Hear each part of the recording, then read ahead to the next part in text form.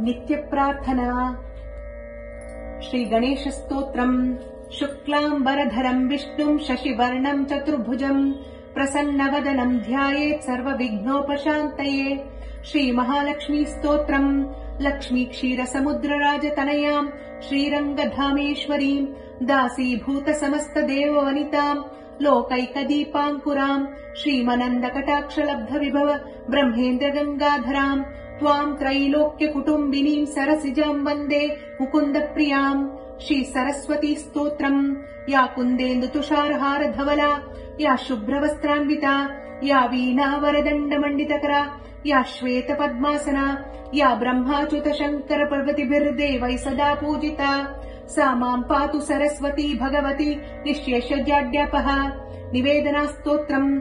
त्वमेव माता च पिता त्वमेव त्वमेव बन्धुः सखा त्वमेव त्वमेव विद्या द्रविणम् त्वमेव सर्वम् मम देवदेव। नवग्रहस्मरणम्। नमः सूर्याय चन्द्राय मङ्गलाय बुधाय च गुरुशुक्रशनिभ्यश्च राहवे केतवे नमः। प्रार्थना। स्वस्ति प्रजाभ्यः परिपालयन्ताम् न्याय्येन मार्गेण महीमहीषाः गोब्राह्मणेभ्यः शुभमस्तु नित्यम्। लोकाः समस्ताः सुखिनो भवन्तु।